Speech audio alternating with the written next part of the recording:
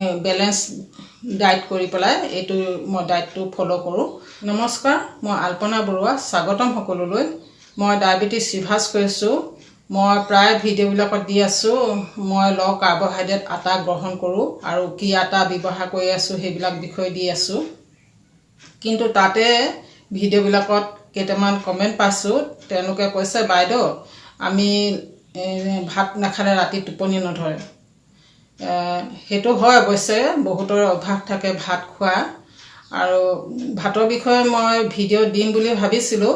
ভাতৰ আমি ডায়েবেটিছৰ মানুহে ভাত খাব পাৰোঁ নে নোৱাৰোঁ সেই বিষয়ে, বা কেনেকৈ বেলেঞ্চ কৰি আমি ভাতো খাব পাৰোঁ সেই বিষয়ে ভিডিঅ' দিম বুলি ভাবিছিলোঁ।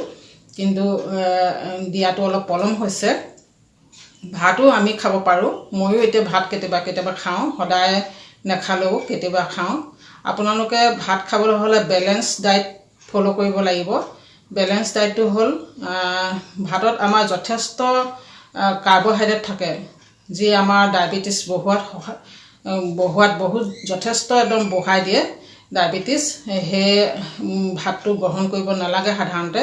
কিন্তু যদি ভাত নাখালে টোপনি নধৰে বা ভাত খাওঁ লাগে, তেতিয়াহ'লে আমি ভাতো খাব পাৰিম। ভাতৰ বেলেঞ্চ ডায়েটটো মই কৈ দিছোঁ আপোনালোকক।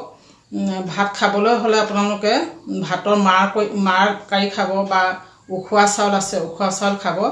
আৰু সেই ভাতটো আপোনালোকে বেলেঞ্চ ডায়েট বুলি কৈছোঁ কাৰণ তাত কিছুমান ব্যৱস্থা ল'ব লাগিব ভাতখিনি খাবলৈ হ'লে। যেনে ধৰক, আপোনালোকে ভাত খাব লৈছে, ভাতৰ মাৰখিনি কাঢ়িব লাগিব বা উখোৱা চাউল খাব লাগিব।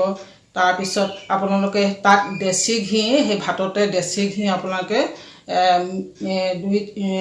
1 চামুচ 1.5 চামুচ মিলাই পেলাই তাত সানি ল'ব লাগিব ভাতখিনিত। আৰু যদি আপোনালোকে তেনেকৈ নাখায়, ভাতখিনি বনাওঁতে আপোনালোকে দেশী ঘি অলপ দি দিব পানীত। ভাতৰ যিখিনি পানীত তাত আপোনালোকে দেশী ঘি, চাউলখিনি দেশী ঘি 1-1.5 চামুচ দি দিব। দেশী ঘিটো মিলাই দিয়া হয়, তেতিয়াহ'লে গ্লাইচেমিক লোডটো কমি যাব।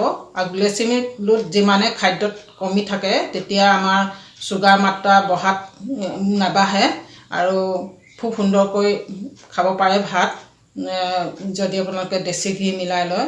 আৰু তাৰ লগত আপোনালোকে মাছ মাংস এইবিলাক ল'ব লাগিব, প্ৰ'টিন ল'বই লাগিব। যিসকলে নিৰামিষ সেইসকলে চয়াবিন বা পনীৰ ল'ব পাৰে, আৰু যিসকলে আমিষ হয় সেইসকলে মাছ মাংস কণী আদি ল'ব পাৰিব। খুব সুন্দৰকৈ আমি ভাত খাব পাৰোঁ যদি দেশী ঘি মিলাই লোৱা হয় আৰু মাছ মাংস প্ৰ'টিনটো ৰখা হয় খাদ্য তালিকাত। এইবিলাক খুব সুন্দৰ। মই কেতিয়াবা খাওঁ, এতিয়াও খাই আছোঁ, মাজে মাজে খাওঁ ভাত, নোখোৱাকৈ নাথাকোঁ। এইবিলাক বেলেঞ্চ ডায়েট কৰি পেলাই এইটো মই ডায়েটটো ফ'ল' কৰোঁ।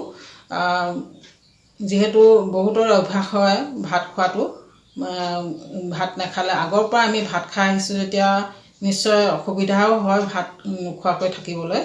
সেইটো কাৰণে আপোনালোকক ভাতৰ বিষয়ে ভিডিঅ' প্ৰস্তুত কৰি দিলোঁ। আৰু আপোনালোকে ভাত খাব পাৰিব, এই ধৰণে খাব। যেতিয়া আপোনালোকে ভাত খায় তেতিয়া আপোনালোকে ঘি মিলাই ল'ব। এইটো ডায়েবেটিছৰ মানুহৰ কাৰণে বহুতে ভাবে ঘিটো বেয়া বুলি। দেশী ঘিটোৰ কথা কৈছোঁ, দেশী ঘিটো বেয়া নহয়, খুব হেল্থি ফেট হয়, আমাৰ বডিটোৰ কাৰণেও ভাল হয়, হাৰ্টৰ কাৰণেও ভাল। ভাতৰ লগতে হওক বা আপোনালোকে ৰুটি যদি বনায়, ৰুটিটো আপোনালোকে সানি পেলাই খাব পাৰে দেশী ঘিটো। যেতিয়া গ্লাইচেমিক ইনটেক কমিব, তেতিয়াই আমাৰ খাদ্য তালিকা, আমাৰ চুগাৰটো মাত্ৰা কমিব। ভাতটো আপোনালোকে বহু বেছি নল'ব, 150 গ্ৰামৰ ওপৰত ভাত ল'ব নালাগে। আপোনালোকে যদি বেলেঞ্চ ডায়েট কৰি খায়, দেশী ঘি মিলাই খায়, তেতিয়াহ'লেও আপোনালোকে ভাতটো খুব বেছি যে ল'ব, একাহী ভাত ল'ব তেনে নহয়। আপোনালোকে 150 গ্ৰামৰ ওপৰত ভাত নল'ব। দেশী ঘি যদি মিলাই খায়, তেতিয়াও আপোনালোকে 150 গ্ৰামৰ ওপৰত ভাত কেতিয়াও নল'ব। এইখিনিয়ে ক'লোঁ। আজিলৈ আহোঁ। ধন্যবাদ।